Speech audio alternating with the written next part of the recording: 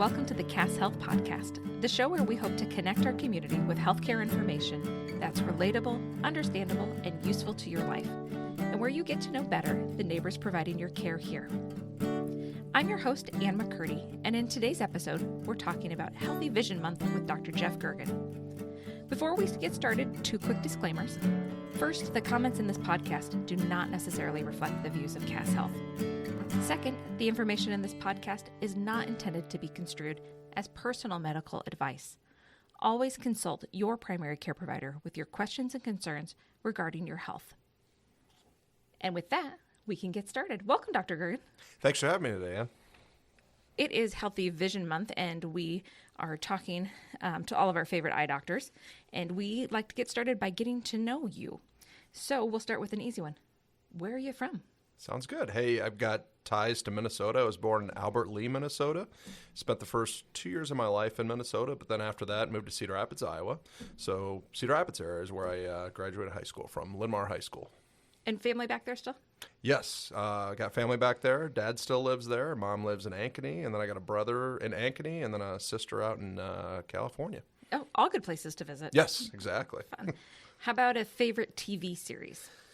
That's really hard to whittle down to just one. I'm a big Star Wars guy, so Mandalorian I love as a short series, and then Yellowstone. That's a series I started talking to with my wife. Actually, talking me into watching that with her, and I like that a lot. So then, favorite movies are Star Wars. Yes, definitely. Yeah. Yes, excellent. Okay, if you're cooking dinner to impress, what are you making? Oh boy. Breakfast, I'm kind of great with French toast, really good French toast guy.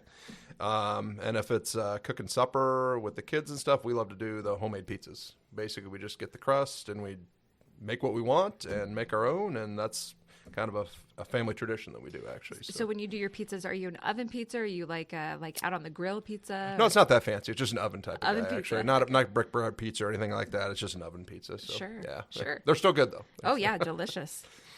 Okay, so if we gave you $50 to spend locally, where are you going and what would you get? Not a big retail shopper, sorry. But gosh, one of my favorite stores is no longer here. That was Salvation Army. Oh.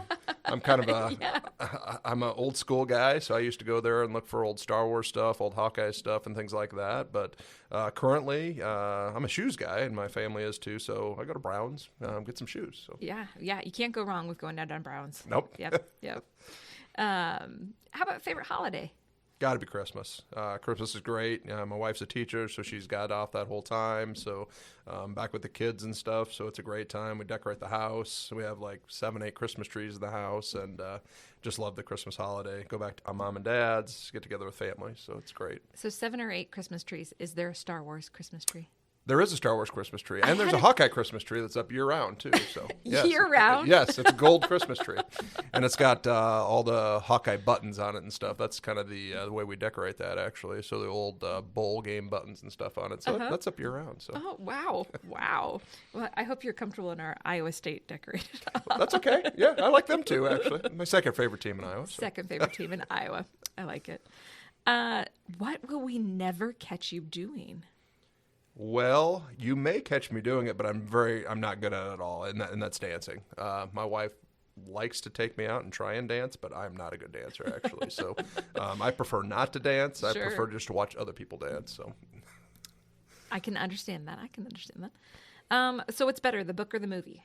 Got to be the movies, actually. Yeah, big movie guy, especially the Star Wars trilogy. That's kind of what I grew up with. The first movie I ever saw in the theater was the original Star Wars, so I've been hooked ever since, actually. So, if you're anything like my brothers, you didn't see it just once in the theater either. No, not at all. Saw it multiple times. I got all the DVDs and VHSs. I don't have anything to play with VHSs, but I got the DVDs and watch Star Wars probably about once a week, one of the series, actually. So, yeah. Wow. Yeah. If you're driving alone in the car, what are you jamming out to? Genre's got to be more like country rock. Morgan Wallen, Florida Georgia Line is kind of my 2 favorite bands, I guess. So that's that, and then stuff from the 80s, back in college days, long-haired bands, stuff like that. But more recent stuff, the country rock. So. And how about pets at home? Oh, yes. We have lots of pets, actually. We have 3 dogs, 1 golden doodle. Her name is Veda. And we have 2 Shih Tzus, Jordy and Leia. And then we've got 4 kind of garage-type cats. They're more outside cats, actually. So we've got a total of 7 pets at the Goergen household. So. Yep, I understand. I've got a couple farm cats myself. Yeah. A couple that just show up. Yes. They're protecting the house. They're good mousers. Yes, they keep are. the mouse out of the house. So. How about next or dream travel destination? Got a couple on the list. We haven't traveled a lot as the family. Both my children were in multiple sports through high school, and we just became empty nesters this last year. So, and my wife and I both turned 50 this year. So we were like, the 50 is going to be the decade that we're going to travel, actually. But a couple on the list. I'd like to hit Ireland, maybe with some friends and play some golf. I'm a big avid golfer.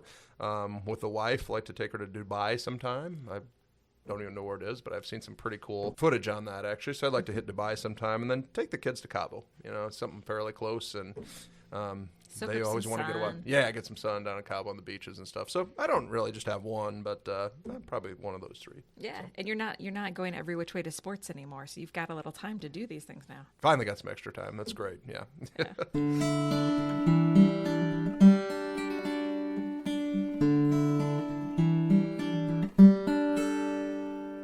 So, Dr. Goergen, we always like to hear from our guests about why they're in the careers that they are in here at Cass Health. So, I'd like to start out with why optometry? What was it about it that drew you in? And tell us a little bit about your education and training and the path that brought you here to Cass Health. Yeah, my mom tells me that I had a crush on my Sunday school teacher, and her husband was actually an optometrist. So one of the things that drew me to Sunday school every week was they always showed videos of when her husband, Dr. Rich Noyes from Cedar Rapids, used to go down to Haiti for mission trips and do free eye care services for them. So I was exposed to that in just grade school and stuff. And like I said, I didn't miss Sunday school because I had a crush on my, apparently a crush on my Sunday school teacher, so my mom says, actually. So, and then later in life, I was about 12 years old, and I got hit in the eye with a slingshot.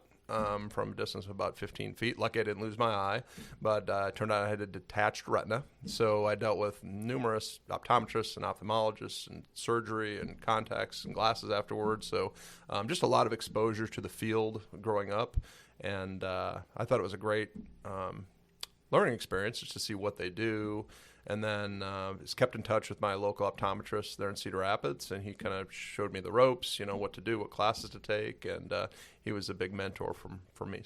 So the person with the slingshot, do we still have bad feelings about that, or are you like, what, actually, thank you, because it led to all this? That's something you don't forget, actually. It was my fault 100%. My folks were gone, and they said, nobody's coming to the house tonight. They were out for an evening by themselves, and it was me and a buddy of mine, that best friend from high school, and we were playing war in the basement. And I just peered over the top of a mattress, and he got me, so it was fair game. It was my own fault. And but no, I still like the guy, and we're still friends till today. So. Oh, that's good. That's a good outcome from that. Yeah. And how long have you been at Cass Health? Cass Health, I came in the fall of 1998, actually. It's my first job out of optometry school, and loving every minute of it. It's been quite a ride. Right when I came, Dr. Schmidt was here. He was kind of a role model of mine here in town, actually. He kind of built the practice and sold it to the hospital years before I came. And within a year or so after I came, Dr. Schmidt had left and went to Colorado to practice. And Dr. Weiland was still here as an optometrist, so it was basically a optometry practice after Dr. Schmidt had left. And Dr. Weiland retired here about 3-4 years ago. So for the last 3 or 4 years, it's been myself heading the optometric practice upstairs at the... And keeping plenty busy. Very busy, long-time optometrist here in town. Dr. Sharp also retired about a year ago, and that opened up some patients coming our way as well. And then we haven't replaced Dr. Weiland, and he's been retired 3 or 4 years, so I've kind of took on all of his patients as well. So, yeah, it's pretty overwhelming at times, but we get it done. Excellent. Good. So tell us about your education and training. So you've made this decision that this is probably the career for you. So where do you go to school for that? Yeah, basically for optometry school, to get in, you have a 4-year undergraduate degree, and you take a preceptor test, kind of like you do to get into medical school. So they base your criteria on grades. I had a Bachelor of Arts degree from the University of Iowa. I was actually going the path of medical school, and medical school was going to be about 6-8 years after undergraduate degree. And I actually got engaged to my wife at the time, and I'm like, let's get out of life a little bit and do something that's still fun, but it's not quite 6-8 years. It was a 4-year program. So basically undergraduate, a degree from University of Iowa for 4 years. And then I went to a private school, Pacific University out in Portland, Oregon, for my training in optometry. And that's a 3-year intense program just in the classroom. And then the 4th year is all preceptorship. And that's kind of what took me to Atlantic. There's 3 preceptorships, each one of them 4 months. The first one I was in Tacoma, Washington, on a VA base there, and that was a great experience. And then second one was just in Portland, just where the school is. And then my third one took me here to Atlantic, and that's where I worked with Dr. Schmidt and Dr. Weiland at the time. And at that point in time, that's when we kind of forged a relationship, and that's kind of how I wound up here in Atlantic. So. And getting back to Iowa, closer to family, I'm sure was a big bonus. Oh, yes. Actually, when my wife and I both went out to optometry school together, she was teaching and finishing up her teaching at the time. We knew all along that we wanted to wind up in Iowa because we're very family-oriented. Both our families are back here. But we thought, for 4 years, let's go explore another part of the country. And we enjoyed it thoroughly. It was a great choice for us. So.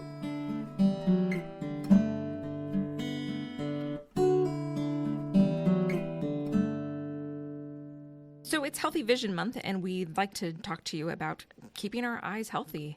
So we'll start out with, how often do I need to see my optometrist? Well, we'll start early in life, actually. If you have young children, really they're working with a pediatrician usually the first couple years of their life, actually. It's good to get into an optometrist, maybe age 2, 3, definitely before they start any schooling. By preschool years, 4 or 5, they're old enough to do most of the testing that we do in adults, actually. I like to basically see them yearly through age 18. And after 18, if they wear contact lenses, we see them once a year. If they have glasses, or if they have very good vision, we see them every 2 years. And then once they get to be 60 years of age, we go back to every year for adults, actually. The only caveat to that is if you're a diabetic, you should be seen every year. If you have any eye conditions, glaucoma, things like that, basically we're going to see you more often, sometimes as much as every 3-4 months, actually. But for the average person that has pretty good vision, doesn't wear contacts, basically every 2 years, up until age 60. And then, like I said, 60 plus years of age is a time where the eyes change tremendously, develop cataracts, can develop glaucoma, macular degeneration. So we kind of move that up and just kind of see it once a year for a dilated eye exam. So. And when I think about children at this eye exam, all these kids may not be able to read all these letters yet, but you guys work around that. You've got other tests and things that you're looking at. Yeah, very important. We have a really good laser-guided test that basically gives us a general idea what somebody's prescription might be, and that's really good for young kids. They don't respond well. For the average person that goes to the eye doctor and you say, what's your one's better, 1 or 2 during that test, they don't know what you're talking about. So basically we have more of objective testing for kids that age. Instead of the letters in the eye chart, we have pictures, numbers, things like that. And more importantly than just what they see in the eye chart, just make sure they have good baseline eye health. Just make sure that they're seeing well. The eye is good from a health perspective, actually, is probably the most important thing of why to get started, because you never know in the future if they develop an eye injury or something like that. It's good to have some baseline so you know what their vision was like before the injury and things like that. So it's always good to have that as a reference. So. Yep, and they don't have the vocabulary to tell you that something's. That's exactly right. Yeah, because it's probably been that way their whole life, and so those early assessments are so important. They are huge because if you're born with poor vision, you don't know anything else besides poor vision until you have good vision. So a lot of times kids, I've seen kids that the first time I see them, unfortunately, is when they go to get their permit to drive and they can't pass a driver's test. And they probably should have had glasses 6, 8, 10 years ago, actually. So they've just seen that poorly their whole time life until it came to a point where you had to get a license. So, there's some criteria for that. So, it's very important, actually, because sometimes, like you said, kids don't know what good vision is like versus bad vision. So, and I've often heard you say that the eyes are like a window to someone's health. Can you tell me more about that? Definitely. Really the eye, the dilated eye, when we look at the retina, we see blood vessels. And when we see these blood vessels, we actually see blood flow through these blood vessels. So that's what's really cool about my job, actually. No other place in the human body you can really watch blood, flow real time through blood vessels without doing imaging scans and things like that. So, gosh, through the years, all the optometrists, are very well trained to look at the back of the eye. There's so many different diseases that are associated with the eye as well, actually, just systemic diseases like that. I've diagnosed numerous people with diabetes that didn't know they have it because they've got some hemorrhaging in the eye, blood pressure issues, multiple sclerosis. Looking at their blood vessels, you can also see plaques and high cholesterol, and that can lead you down the road of cardiac problems. So, yeah, I'm not saying we're a cure-all for everything. We're not going to diagnose everything by looking at the eye, but there's a lot of major high points that we look for that can lead us down that path of sending that patient back to their primary care physician and getting some of that stuff looked at, actually. So really, optometry works very closely with the primary eye care physician, especially with patients like diabetes, blood pressure issues and stuff. Diabetes, like I said, that's one of the big things. I probably see 6-8 diabetic patients a day, and they're to be seen at least once a year. Some of them with diabetic eye-related problems are sometimes 3 or 4 months, So really get to know those patients well, and we have a lot of diabetics in the community. So right, because diabetes is a really vascular disease. You're right. Basically, diabetes is almost an autoimmune dysfunction of the blood vessels, where if the blood sugar gets too high too long, those blood vessels don't carry the blood and the oxygen and nutrients efficiently anymore, and you get bleeding and swelling. And, unfortunately, when I see that in somebody's eyes, you know that same blood flow and the same blood vessels in the rest of their body, their heart, their lungs, kidneys, they're probably damaged too. So basically, I sometimes tell my patients the eye is kind of like that coal mine in the canary. Gosh, there's something going on in the eyes. I'm sure there's stuff going on in the rest of the body. The other organs are affected. So sometimes, especially in diabetes, when you see those patients that have really bad diabetic retinopathy and they need laser and injectable medications and stuff to treat that, their overall health is not good either, and that's unfortunate. But again, it's one of those things where I can stare at them in the eye and say, let's take this diabetes more seriously. If their blood sugar's too high, their eyes are one of the first things to go, but then it's other organs, and you need some of those other organs like your heart to live, Yeah, that is an important one. Yes, it is. So, so it's kind of like the window to the rest of the health in general, actually. So. And to be able to see these things, you need to do a dilated eye exam. Yeah, the thing about dilation, as everybody gets older, their pupil gets smaller, and the pupil is how we look inside the eye. So if you're under 50, 60, your pupil's still fairly large, actually. So it's pretty easy to see most of that with a non-dilated exam. But basically, 60 plus years of age, that pupil gets really small, and it's really tough to see the back of the eye. That's why we really dilate, so we can actually see what's going on inside the eye, actually. So sometimes I tell patients, instead of looking through that little keyhole in the door to kind of see what you're seeing inside of a room, you're opening up the door to see exactly what's in the room. And that's kind of what a dilation does, just opens that eye up good and wide so we can actually see what's going on in the back of the eye. So, as a patient, that's what I would want. Yeah. I want you to be able to have, the opportunities to inspect the entire eye and to make sure, everything's good, So yeah, if you can get by the little stinging in the eye, and then you can't see very well up close for a while. And once you get beyond that, you realize how important it is. It's the brightness the rest of the day, but right. I can put up with that for a few hours to make sure that my eyes are healthy. Exactly. So beyond just, the standard, 20/20 vision check, what are some of the reasons patients come and see you? Like I alluded to earlier, just because you have 20/20 eyesight doesn't mean that your eyes are healthy. There's all kinds of diseases. We talked about diabetes quite a bit already, but the one that really scares me if patients aren't seen on a regular basis is glaucoma. And the reason why I say that, it's not like it's super prevalent, but the reason why I say that is because it's kind of like that silent assassin. A lot of times with glaucoma, you don't have any symptoms early on until it's too late. So if I have somebody coming into my office that says, I think I have glaucoma, my vision's poor, if it's to that level, the patient already has severe vision loss. And the problem with glaucoma, that vision loss is irreversible. There's no surgery. With all the technologies we have, no surgery, laser, glasses, contacts that can correct, damaged eyes from glaucoma. So we basically do a glaucoma baseline test on everybody every time they come in, actually, just to make sure that that's not creeping up on a patient that doesn't realize that they have it, actually. And then, as I alluded to earlier, I'll see patients that don't pass their driver's license test. So we get in, and sometimes that's the first eye exam they have, but sometimes it works out great. I've seen numerous people that had 20/20 vision. I, passed them on the driver's test, but at the same time, we did the exam and found some hemorrhaging in the eyes, and it turned out they were diabetic, and they didn't know it actually. So, and most of the time, these are people that don't go to the primary care physician that often, but they're forced to see me at least because they got to get their license. And we do baseline blood pressure checks every time they come in for their checkup and stuff. So for some people, it's the first time they have their blood pressure checked in a decade. So it's really good in respond to that actually. So. Yeah, your overall physical health and your eye health, they just tie together. They're just so intertwined. And so, yeah. All my professors said, just realize these patients, it's not like two eyeballs on a stick. Mm-hmm. Everything that you do relates to the rest of the body, actually. And, the eye is extremely complex. It's basically an extension of the brain, so it's just one of those things. You can't replace it. We don't do eyeball transplants like you can't do a brain transplant. It's so intricate, We can do corneal transplants and things like that. But as far as replacing the whole eyeball, we don't have that technology today, and I can't see it in the near future either.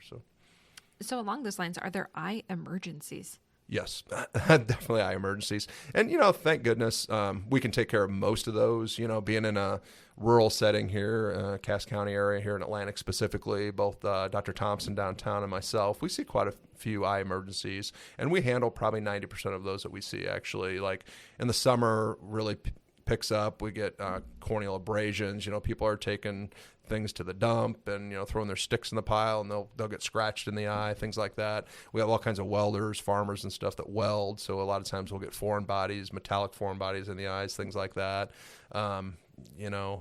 Sometimes people get new onset flashes and floaters, and sometimes in the right person that can mean a retinal detachment, And although we as optometrists don't do major surgery like that, we're the first people to see that oftentimes, especially in smaller communities. And then we go on and, send that patient to either Omaha or Des Moines, usually to Omaha. That's where Dr. Ingolstadt, our retina specialist, is from, and they can take care of those surgeries. Retinal detachment is one of those real true emergencies that should be addressed usually within 24 to 48 hours, actually. So. You mentioned glaucoma specifically and that you test routinely for that at every appointment, I assume. Yes. How are you testing patients for glaucoma? There's a lot of things that we look at when a patient may have glaucoma, but the routine testing that we do every time actually is you put a little numbing drop in the eye. Nobody likes drops, but drops are sometimes important. And then we put the dye in the eye, that kind of yellowish dye that kind of comes from the eye. And then that big blue light, that comes at you during the course of the exam. That's where we can kind of check your pressure. And I'll be the first to say glaucoma is not all about just checking pressure, but that's a huge risk factor when it comes to glaucoma if your pressure's high or if it tends to run high, especially with family history. So when you say pressure, do you mean blood pressure? Do you mean there's like an air pressure? Or what does that mean? Yeah, so intraocular pressure is based on the fluid within the eye itself, actually. So it's independent from blood pressure, actually. So just because your blood pressure is high doesn't mean your eye pressure is going to be high or vice versa, actually. So it's an independent reading that we take on the eyes, actually. And it's one of probably 5-6 major things we look at for somebody that might have glaucoma. We check their pressures. We talk about family history. Sometimes if we have reasons to do it, we can do what we call a visual field test, side vision test. And then we'll take pictures of the optic nerve. That's the structure in the back of that. It's actually damaged in glaucoma. And then, of course, we directly look at that as well with the scope to look at that optic nerve function itself. So unlike some diseases where you just go to the lab and get a blood test, it's not going to come back that you have glaucoma, actually. There's probably a series of 5-6 different things, major things we look for. There's more than that, actually. But that's the major key points that we look for just to diagnose that specific disease. What are those red flags that I would think as a parent or as a patient, like this might be a retinal detachment? How would I know? Yeah. First of all, the people that are very nearsighted. So if you got the really big, thick pop bottle type glasses, actually. Anne's raising her hand right now for everyone in the audience. Those are people that are more prone to retinal detachments because they tend to have a larger, longer eyeball, and that longer eyeball is a thinner retina. So a thinner retina is more prone to tears and detachment. So essentially, anybody, but those specific patients, I always remind them when they come in, just make sure if you see any new onset, like flashes of light, it's like a lightning show's going on, but there's no lightning outside, and patients often said, I thought there was lightning bolt outside, but they see kind of a lightning streak. Floaters can be very common, but can be very serious in the fact that it can signal a retinal detachment's coming on. So a floater, for those of you that haven't had them, basically it's like a little gnat or little flies flying around in your line of sight, and sometimes that could be the first sign of a retinal detachment. When I had my retinal detachment when I was 12 years old, I also had like a black curtain effect. It was literally like someone took a piece of tape or was covering up part of my vision, so I couldn't see out of 1/4 of my vision, and that's a sure sign that a retinal detachment's coming on, actually. And like I said, those we probably diagnose anywhere from 8 to 10 of those in a year, so they're not very often, but usually once a month, once every 2 months, we have retinal detachments. I think about Little League and all the baseball games starting up, and I think about, oh gosh, all those baseballs and softballs to the face. Oh. Yes, injuries. Yeah, the number one injury to the eye is actually from racquetballs. Oh, sure, because it's, it's a small enough ball, it compresses, it can actually get beyond the orbital bones. The orbital bones are there to protect the eyeball, and most of the time, if you got a softball, baseball, they're going to hit the orbital bones first before they actually hit the eyeball. But that racquetball's smaller, isn't it? Smaller. It'll compress dense. A little bit. Yeah. It's dense. And those are that's the number one, like, sports related. So wear the goggles. Wear the goggles. They might not look very cool, but they're going to save your eyes. So, yes. Yeah. Good to know. That's good advice.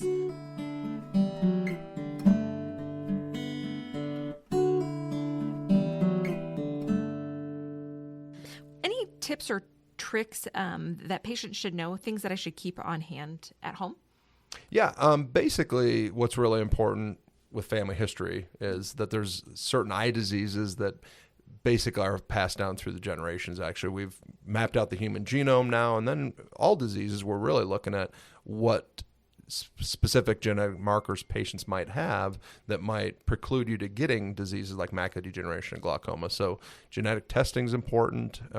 You can do that, home genetic testing and send those in anymore. But really in the next 10, 15 years, I really see that as a huge way that we could possibly treat certain diseases by genetically modifying the genetic material, actually. And then just the basics, get your eyes checked. You don't know if there's a problem if you don't get your eyes checked, occasionally. Sunglass wear is really important, just to protect the eyes from UV light from the sun. Wear those goggles, when you're playing racquetball or when you're mowing or trimming, things like that. Very important. Anytime you're doing yard work and stuff, just keep those goggles on just to protect those eyes, actually, from sticks and, flying material. If you're mowing, there might be a rock that flies up and hits you in the eye. Those are all really important things to have, actually. So. Yeah. One of my kids could tell you wood shavings from their poultry. Yeah. So we were at the county fair, and boy, that fan hit all the wood shavings right in her eyes. Right. So yeah, I think at this point, I think 75% of the McCurdy children have seen you for foreign bodies. Yes, they happen quite often, actually. They I always tell when spring and summer comes because we start getting that kind of thing, actually. Yeah.